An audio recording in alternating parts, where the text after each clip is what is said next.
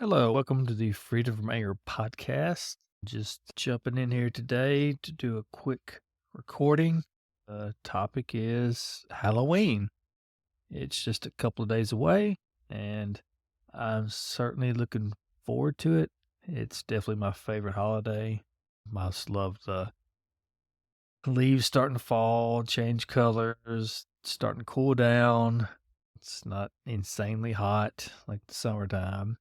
Also, got engaged and married on Halloween, so it definitely holds a soft spot for my wife and I. So, looking forward to that in a couple of days. Wish me luck. And no, we're not going to talk about the movie Halloween, even though that's probably my favorite franchise. There's a million and one podcasts devoted to that. I don't think it needs any more publicity. But if you want to chat about it, I'd love to hear some of y'all's opinions. Are you as old school, 1978 Halloween person? Do you like the following franchises?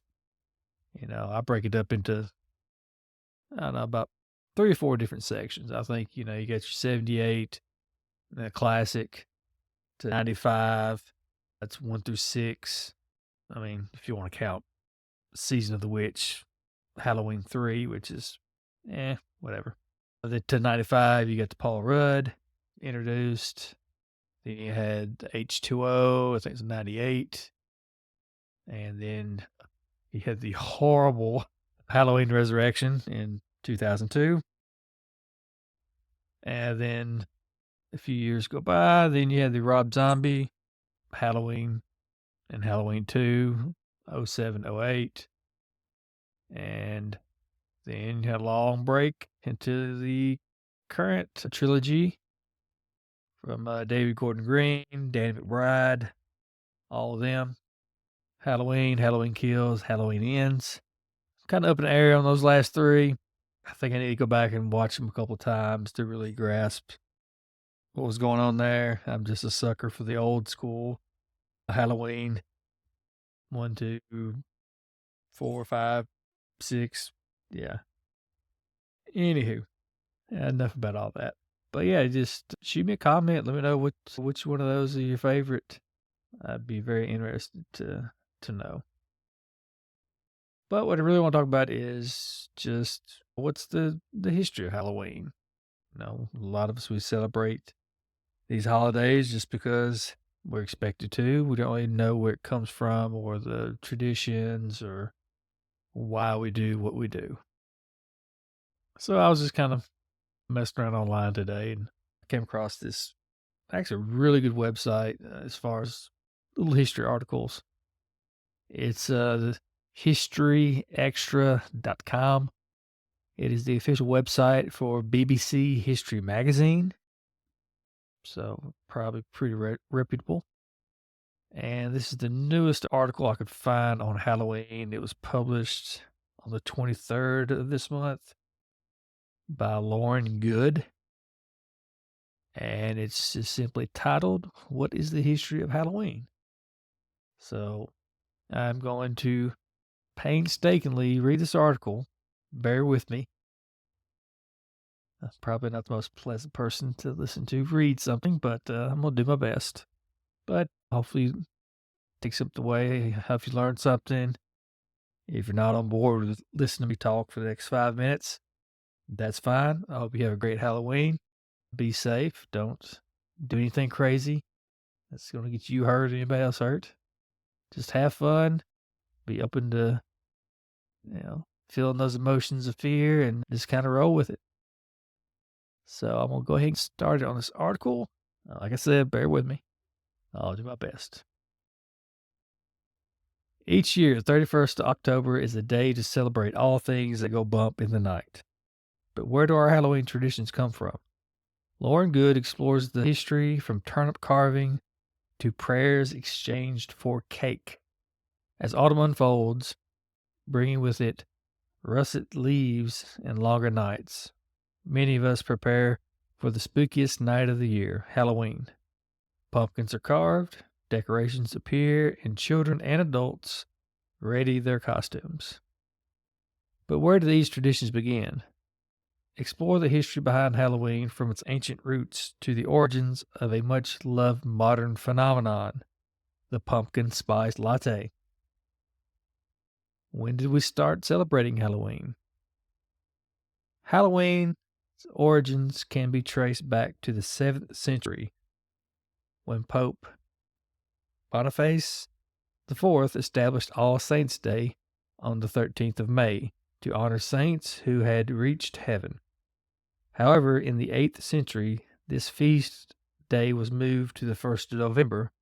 Upon this change, the day before it, 31st of October, became known as All Hallows Eve or Halloween.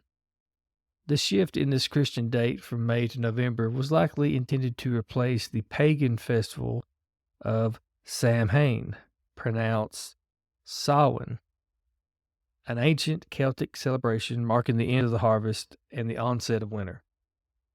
In earlier times, Samhain, or Samhain, referred to one of the 4 great festivals of the traditional Gaelic year. In the landlocked Midlands of Ireland, it would often have coincided with the first frost. We do not know exactly how it was celebrated, but gatherings of tribal groups, feasting, and the lighting of bonfires almost certainly played a part. It was also during this time that the boundary between the living and the dead was believed to be at its thinnest, shown by widespread cultural practices. For instance, throughout the medieval period, people would light a candle at midnight to guide ghosts back to their home, believing that spirits walked the earth. Next section, why do we carve pumpkins? Carving pumpkins is one of Halloween's most iconic traditions, but the custom originated with a different vegetable entirely, turnips. In 19th and early 20th century Ireland, people carved turnips to honor the Irish folk tale of a man named Stingy Jack, which originated from the early 1600s. The story goes that he trapped the devil and would only release him on one condition, that he would not go to hell upon his death. However, when Jack discovered that heaven would not allow his soul to enter when the time came, he was doomed to wander the earth for eternity. Legend says that the devil gave Jack a burning coal to light his way, and Jack carved out a turnip to hold it. During the 19th century, when large numbers of Irish people immigrated to the United States of America, they found that native pumpkins were much easier to carve than turnips, and so the modern jack-o'-lantern was born. Today, these glowing faces are carved to ward off wandering spirits on Halloween night, while also adding a festive flair to the doorsteps of houses wishing to partake in the celebrations. Why are bats symbols of Halloween? During Samhain, bonfires were lit to honor the deities worshipped by the Celts. The heat from these sacred fires attracted bats, leading them to become a symbol associated with the festival. Subsequent folklore then created superstitions surrounding them, being warnings of death.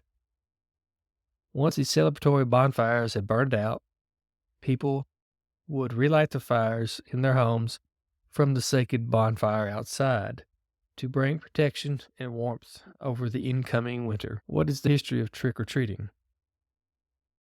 The modern practice of trick-or-treating has its roots in various historical celebrations. A key influence was the British traditions of souling, in which people, usually the poor in society, would go door to door offering prayers for the deceased in exchange for food. From the Victorian period, people were giving soul cakes. In parts of Yorkshire, the 31st of October was called Cake Night for centuries, due to the observation of these traditions and the custom of making cake on this final night of the month. The tradition of guising, in which people would dress up and perform door to door in exchange for food or money, was also prevalent in parts of Scotland and Ireland from at least the 16th century. When Irish and Scottish immigrants later arrived in America, this practice evolved into what we now recognize as trick or treating. But what about the trick or treat? Mischief Night, which occurred on the 30th of April and later moved to the 4th of November, was first recorded in 1790, when a headmaster instructed his students to stage a play with the title An Ode to Fun, which praises children's tricks on Mischief Night in most approving terms. At this time, young men would settle grudges with pranks such as uprooting fences, trampling gardens, and setting livestock loose. In 1865, when William Banks tells us, boys used to go about damaging property, believing the law allowed them on this night. By the mid-20th century, this mischief, combined with more innocent practices, created the tradition in which children go door to door collecting sweets, shouting trick or treat. As this custom became more established, confectionery companies realized that they might be able to use the celebration to their advantage, making small, individually wrapped sweets specifically for the occasion. Therefore, the tradition we know today was born. Why are black cats symbols of Halloween? Black cats have long been considered harbingers of bad luck, a belief dating back to the Middle Ages when they were associated with the devil. The superstition evolved in later centuries into the idea that black cats were witches, familiars, supernatural creatures that aided their magic by providing disguise. As Halloween centers around the supernatural, black cats have become one of its enduring symbols representing magic and mystery. Why do we dress up in costume on Halloween? The tradition of wearing costumes on Halloween traces back to the ancient Celts.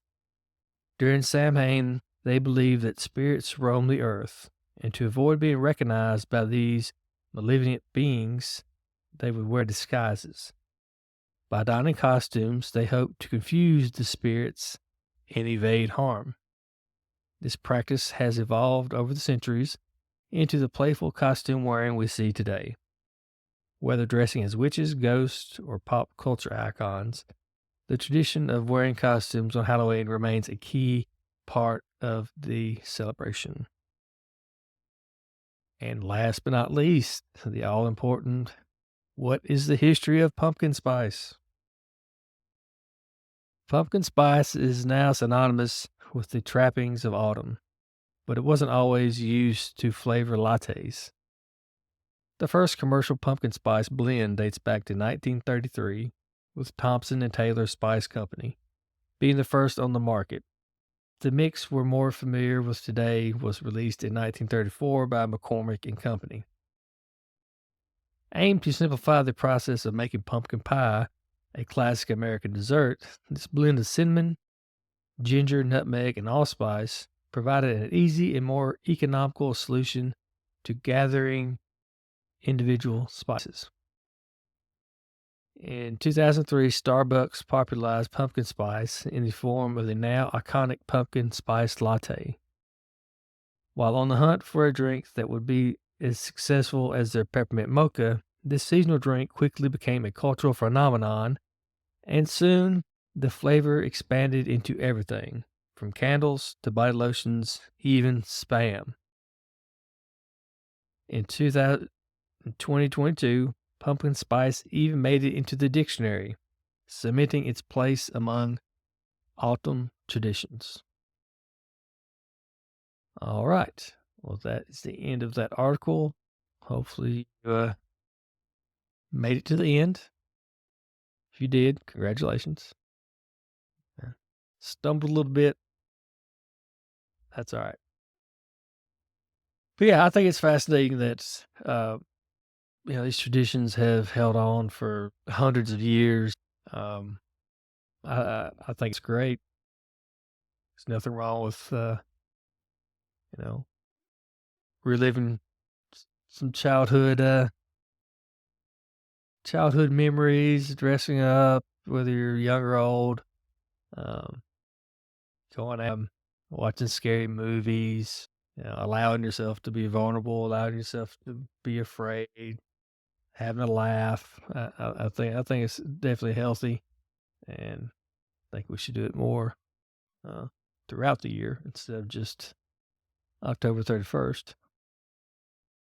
But yeah, um, I hope everybody has a great Halloween. Um, I'm still working on getting podcasts posted. Got some people lined up to record, and I'll try to get those posted as soon as I can.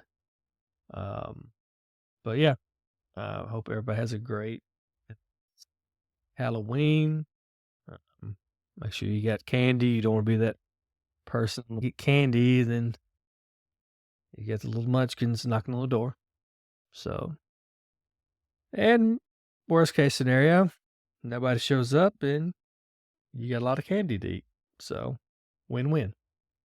So, but if you got any questions, comments, if you want to chat about the Halloween movie franchise, just leave some comments. I'll get back with you. If you need any services or to contact me, just go to our website, freedomanger.com. Just email me directly. I'll get back to you as soon as I can. And, as always, stay safe. Have a wonderful Halloween. And I will talk to you later. Bye.